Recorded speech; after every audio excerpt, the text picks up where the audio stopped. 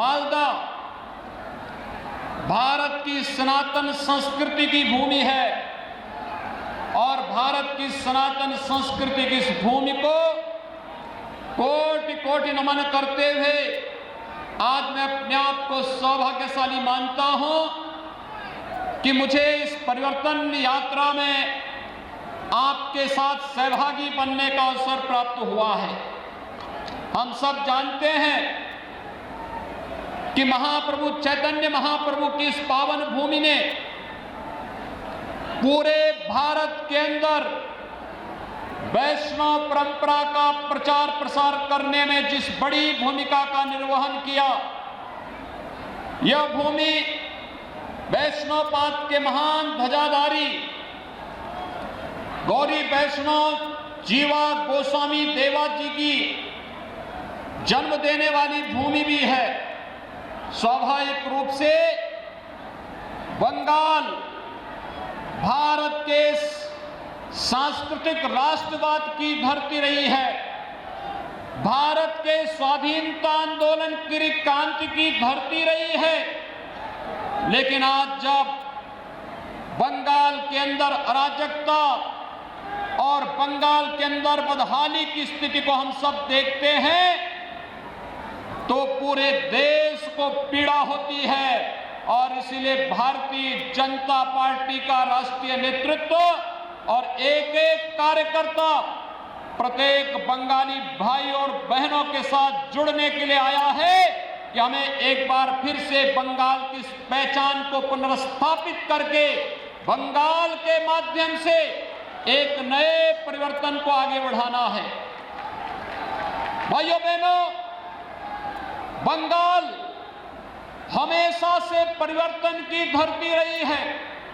याद करिए, जब देश के अंदर स्वाधीनता की अलग जगानी थी तो बंकिम चंद्र चट्टोपाध्याय ने इसी धरती से वंदे मातरम का उद्घोष किया था।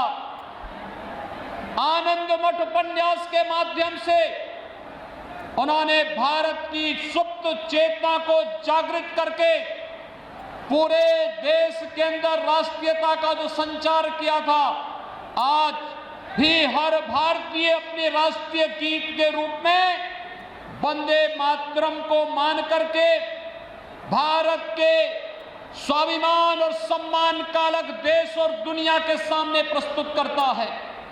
ये धरती गुरुदेव रविंद्रनाथ टैगोर की धरती है, जिसने भारत को भारत का राष्ट्र ज्ञान भी दिया और राष्ट्रगान के साथ ही इस धरती से ही हम सब जानते हैं कि यही वह धरती है जिसने साहित्य के क्षेत्र में भारत का पहला नोबेल प्राइज भी भारत को देने का कार्य किया था, गुरुदेव रविंद्रनाथ टैगोर की उस अमर कीर्ति गीतांजलि के माध्यम से। लेकिन आज बंगाल कहां चला गया है? कभी भारत को नेतृत्व देने वाला, भारत को एक नई दिशा देने वाला बंगाल आज कहां पर है? आज यहां पर गरीबी है, आज यहां पर बदहाली है, आज यहां पर अराजकता है, आज यहां पर सत्ता प्रायोजित अपराध और आतंकवाद न केवल यहां की सुरक्षा के सामने गंभीर संकट खड़ा कर रहा है, बल्कि देश की सुरक्षा को भी चुनौती देते हुए दिखाई देता है। आज बंगाल में केंद्र सरकार की कल्याणकारी योजनाओं को लागू नहीं करने दिया जाता है और आज बंगाल के अंदर एक तरफ यहां पर जिस बंगाल ने आदि शक्ति मां भगवती दुर्गा के अनुष्ठान का श्री गणेश करके पूरे देश के अंदर शक्ति का एक नया संचार किया था, आज उस बंगाल के अंदर दुर्गा पूजा पे प्रतिबंध लगाया जाता है।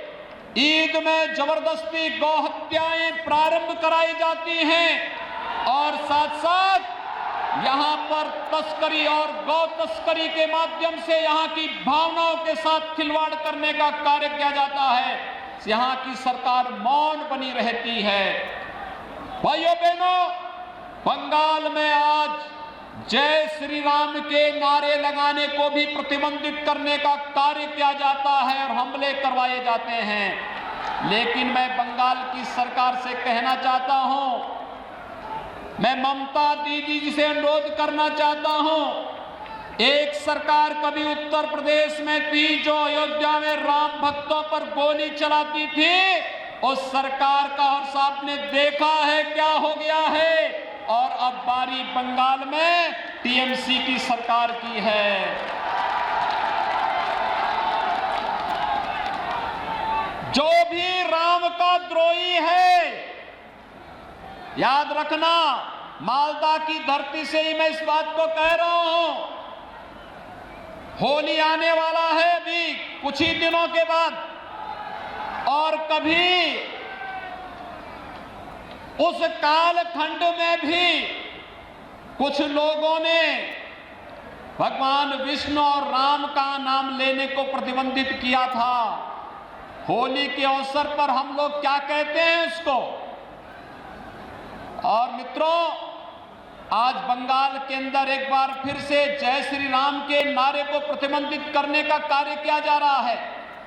लेकिन याद रखना, भारत की जनता राम के बगैर कोई काम नहीं करती है। जब आपस में मिलती है तो राम राम कहती है, घर में कोई काम होता है तो राम नाम का जप करती है, और जब किसी परिजन की अंतिम यात्रा भी निकालती है तो फिर राम नाम सत्य है के साथ ही उस यात्रा को भी आगे बढ़ाने का कार्य करती है। राम के बगैर भारत का कोई काम ही नहीं। और जो रामद्रोही हैं उनके अभी भारत में कोई काम नहीं, बंगाल में कोई काम नहीं। ये संकल्प हम सबको लेकर के चलना है।